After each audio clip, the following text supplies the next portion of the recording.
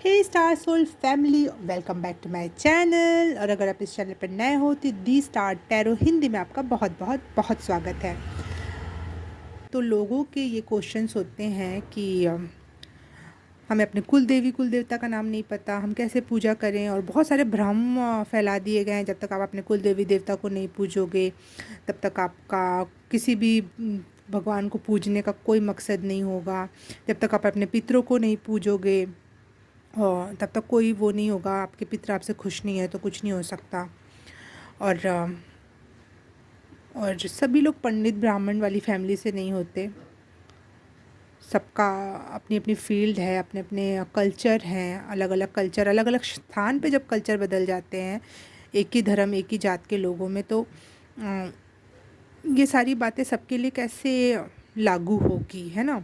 और अगर अलग अलग धर्मों की बात करें तो भगवान से तो उनसे तो कभी खुशी नहीं होगा, क्योंकि वो तो कभी अपने पितरों की पूजा नहीं कर रहे, या जिस तरीके से हमने पितृपक्ष में पूजा की वैसे कि नहीं किया उन्होंने, उनका कुछ और तरीका होगा, कोई कुछ और रिचुअल्स होंगे। तो इसका मतलब तो हमारा ही सब कुछ सही है, ऐसा नहीं होता। असली बात ये है कि फीलिंग, आप कितनी फीलिंग देते हो, कितना ग्रेटिट्यूड फील करते हो अपने पूर्वजों के प्रति, कितना अपने कुल देवी क्या होती हैं, कुल देवता क्या होते हैं। कुछ 2-3 पीढ़ियाँ अगर एक देवी देवता की पूजा कर देती हैं लाइन से लगातार, तो वो आपके कुल देवी या कुल देवता हो जाते हैं, फिर वो आपको प्रोटेक्ट करने लगते हैं, ठीक है। ना ना बिना पूजा किए भी, और उसके बाद आप किसी और भगवान की पूजा करोगे तो वो शक्ति बीच में अजीब सा एक रुकावट बनेगी, या फिर रुकावट तो नहीं कह सकते, लेकिन एक होता है कि हमारी पूजा होती थी अब किसी और की होने लगी, है ना। तो इसीलिए कहते हैं लोग कि उनको वो करो। लेकिन सारी शक्तियाँ तो एक है, सभी तो भगवान का ही रूप है, और सभी तो एक यूनिवर्स में ही समाहित हैं। वो डीप है, ये मैं थोड़ा सा लंबा टाइम ले सकती हूँ अगर आप सुनने के लिए रेडी हो तो यूनिवर्स बहुत बड़ा है, और इसीलिए देवी देवता भी एक प्रकार से अलग अलग यूनिवर्स में अलग अलग होंगे, अलग अलग प्लेनेट पे अलग अलग लोग होंगे, अलग अलग राज्यों और अलग अलग क्षेत्रों में अलग अलग। कहीं एंजल्स को माना जाता है, कहीं पे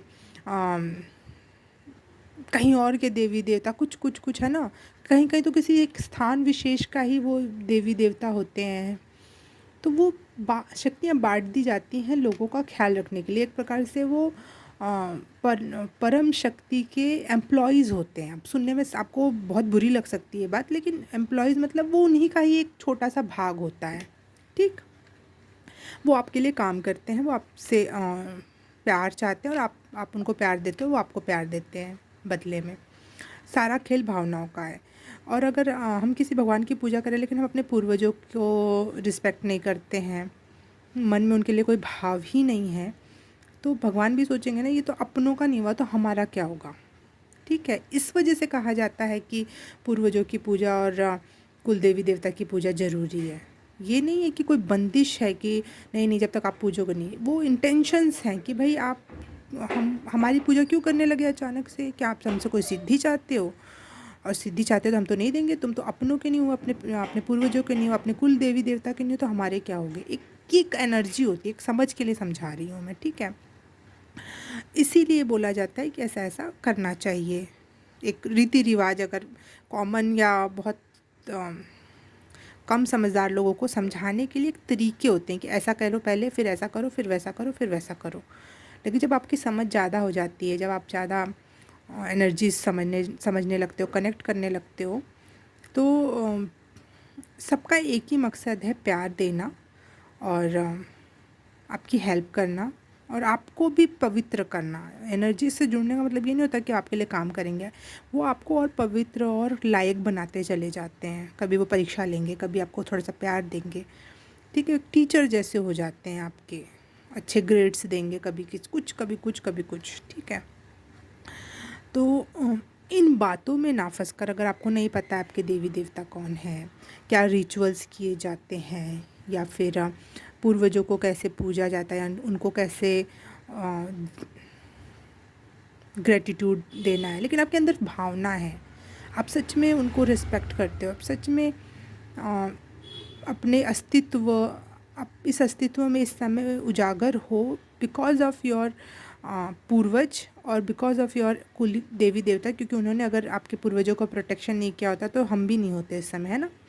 तो उसका ग्रेटिट्यूड भाव होना चाहिए। जो आप हो अभी, जब जो आप मैनिफेस्ट करना चाहते हो वो नहीं, जो आप अभी वर्तमान में हो, जो भी हो संपूर्णता में जितना भी हो, वो किसी और की वजह से हो आप, ठीक है। तो वो उसके लिए आप जो पहले से है उसके लिए ग्रेटिट्यूड नहीं हो तो बाद की चीज़ों के लिए क्या ग्रेटफुल होगे आप। ये वही लॉ ऑफ अट्रैक्शन वाली बात है कि जो पहले से है उसके लिए ग्रेटफुल होना। तो पहले से हमारे पास हमारे देवी देवता हैं, हमारे पूर्वज, हमारे माँ बाप हैं। आप कर आपके घर में आपसे कोई बहुत प्यार करता है, वो पीड़ा में है, तो क्या आप उसको छोड़कर, और आप भी उससे बहुत प्यार करते हो और वो भी आपको लिए जान निछावर करता है वो इंसान, आप उसको पीड़ा में छोड़ के क्या पूजा करोगे? वो पूजा स्वीकार होगी? नहीं होगी ना। वही वाली बात है कि आप अपनों के नहीं होगे या आपके पास जो प्रेजेंट मोमेंट में है उसके लिए ग्रेटफुल नहीं होगे तो चीज़ें नहीं मैनिफेस्ट कर पाओगे। या फिर जो भी पूजा करना चाहते हो, पूजा हम क्यों करते हैं? या तो फिर हम कुछ पाना चाहते हैं या फिर हम स्पिरिचुअली कुछ पाना चाहते हैं, मोक्ष या फिर शांति, सुकून। वो दोनों ही चीज़ें थोड़ी बाधित हो जाएंगी। ये होता है मेन मकसद। तो मुझे नहीं पता आप कौन से धर्म के हो, कौन सी जाति के हो, कौन से रिचुअल करते हो, नहीं करते हो, कौन सी पूजा स्वीकार हो रही है, नहीं हो रही, नहीं, इन बातों में नहीं फंसना, बिल्कुल भी नहीं फंसना। आपकी इंटेंशन प्योर है, आप इंटेंशनली करना चाहते हो, और थोड़ा सा जैसे आप बस सोचते हो, बहुत प्योर इंटेंशन है, आप सबके लिए अच्छा सोच चाहते हो, आप ग्रेटफुल महसूस करते हो, अच्छी बात है। लेकिन थोड़ा सा भी अगर आपने थोड़ा सा कर्तव्य रूप में, मतलब कर्म में उसको थोड़ा सा भी बदल दिया, जैसे बाहर चींटियों को दाना डाल देना या चिड़िया को दाना डाल देना, रोटी डाल देना, वो भी इंटेंशन कि मैं अपने पूर्वजों के लिए कर रहा हूँ, चाहे अपने कुल देवी देवता के लिए एक दीपक जलाना या अपने किसी पूर्वज के लिए एक दीपक जलाना, एक थोड़ा सा हल्का सा भी कर्म उसमें जोड़ दिया आपने, बहुत हल्का सा भी। इंटेंशन आपकी 100% है, लेकिन आप कर्म के नाम पे 1% भी नहीं कर रहे तो भी नहीं, वो उतना नहीं होगा कि आपके पास पैसा है, शरीर है, सब कुछ होने के बावजूद भी आप ज़रा सा एक छोटा सा दिया नहीं लगा रहे हो, ज़रा सा छोटा सा कहीं दान पुण्य नहीं कर रहे हो, ज़रा सा 2 रुपये 5 रुपये डजेंट मैटर, लेकिन आप कर रहे हो, वो इंटेंशन उसके पीछे वो हैवी वाली है, बहुत हैवी। तो वो जैसे एक पता नहीं कोई सीरियल में मैंने देखा था कि कुछ 2 जगह तुल रहा था, तरबूज तरबूज नहीं तराजू में, तो बहुत, एक तरफ बहुत सारा सोना था, एक तरफ बहुत थोड़ी सी चीज़ थी, लेकिन एक एक तुलसी का पत्ता ने वो पूरा अपना वज़न बढ़ा दिया था। तो इंटेंशन कितनी बड़ी थी उस चीज़ के पीछे कि मैं बहुत कुछ देना चाहता हूँ, बहुत प्रेम, बहुत करुणा, सब कुछ, लेकिन एक छोटा सा कार्य आपने किया, एक छोटा सा पत्ता तोड़ के आपने रख दिया, वो एक छोटी सी चीज़ आपको भारी बना देगी। इंटेंशन के साथ साथ जब आप इस शरीर रूप में हो, आप सिर्फ आत्मा रूप में नहीं हो कि सिर्फ आप इंटेंशन से सब कुछ हो जाएगा, नहीं। जब आप इस शरीर रूप में हो तो आपको थोड़ा सा कर्म भी ज़रूरी है, बहुत थोड़ा सा माइनर। आप थोड़ा सा एक शाम को हल्का सा उठ रहे हो, हाथ पैर धो रहे हो और दिया लगा रहे हो भगवान के सामने, चाहे अपने पूर्वजों के सामने, या कुछ भी, जो भी आप ज़रा सा भी कर रहे हो, चाहे ज़रा सा भी आप जिस भी धर्म के हो, जो भी चीज़ करना चाहते हो, मैं ये नहीं कह रही कि सिर्फ एक धर्म के ही माध्यम से ही ईश्वर की प्राप्ति हो सकती है, नहीं। बस इंटेंशन से और थोड़े से कर्म से चीज़ें प्राप्त हो सकती हैं, मैं ये बताना चाहती हूँ। और कोई नाराज़ नहीं होगा, इवन सब खुश होंगे, क्योंकि आपकी इंटेंशन अच्छी है। थोड़ा सा कर्म जोड़ो और चीज़ें होंगी। और ये जो बहुत सारे पॉडकास्ट, बहुत सारी चीज़ें होने लगी हैं, बहुत सारे आजकल धर्म के बारे में चीज़ें पता चल रही हैं, ये करना चाहिए, नहीं करना चाहिए, अच्छी बात है, सुनो, देखो, जानना है, करना चाहते हो तो अच्छी बात है, बिल्कुल करो। लेकिन नहीं कर पा रहे हो या फिर आज तक नहीं हो पाया तो इस वजह से दुखी मत हो, वो एक कॉमन चीज़ है।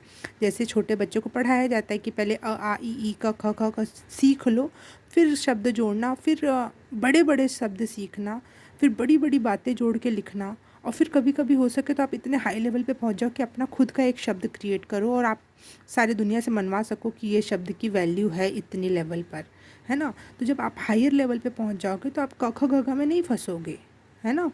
तो वही बात है कि वो जो बातें समझाई जाती हैं, रिचुअल्स समझाए जाते हैं, वो क ख ग घ है। अगर आपकी इंटेंशन अच्छी है, आपकी फीलिंग अच्छी है, आप सच में कुछ ग्रेटफुल महसूस करते हो अपने लोगों के लिए, अपनी चीज़ों के लिए, तो वो अपने आप चीज़ें घटित होंगी।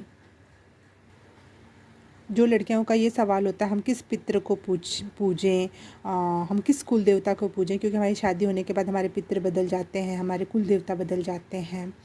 अ, तो मैं आपको बोलूँगी अपने मायके साइड वाला या अपने पूर्वजों के तरफ वाला उनके प्रति ग्रेटिट्यूड रखो, क्योंकि अब तक जो भी हो आप उनकी ही वजह से हो, ठीक है।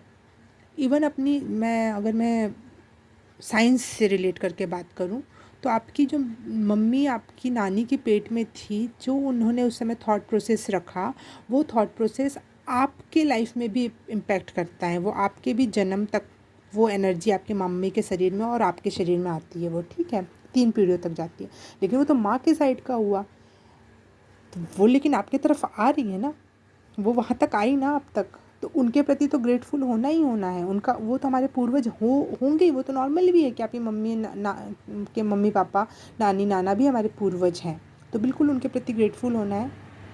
और उनके प्रति भी कुछ दान पुण्य करना है, उनके भी पता नहीं कितनी सारी शाखाएं से हम जुड़कर बने हुए हैं।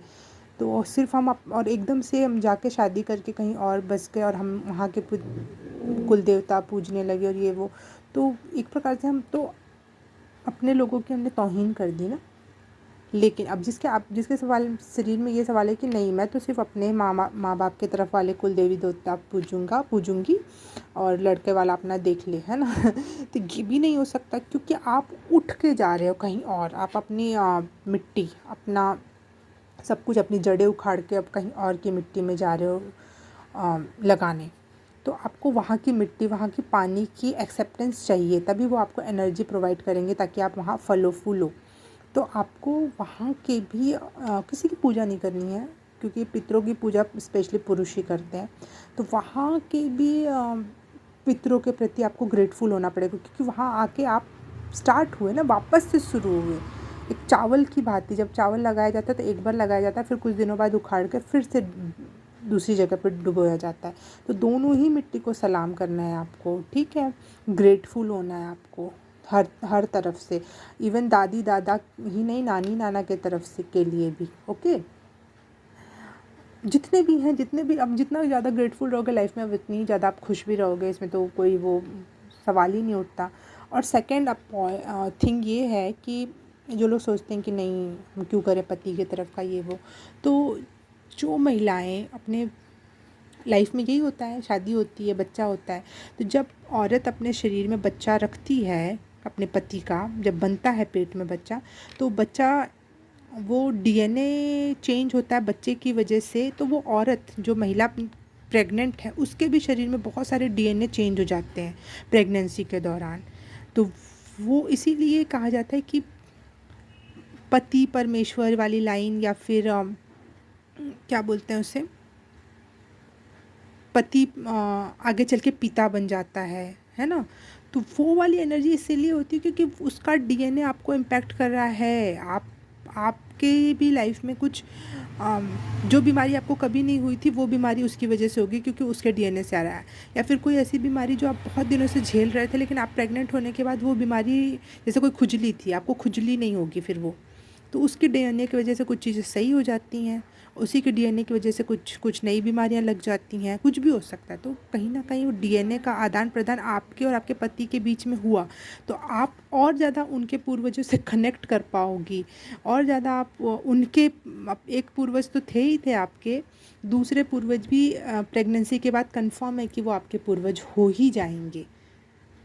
जैसे मैं बोल रही हूँ ना कि एक मिट्टी में आपने चावल लगा, दाना लगा, फिर वो थोड़ा सा उगा और फिर उसको उठा के दूसरी जगह ले गए, तो वहाँ का भी मिट्टी, पानी, खाद वो ले रहा, उसके में डीएनए में, उस चावल में बहुत कुछ परिवर्तन हो रहा है।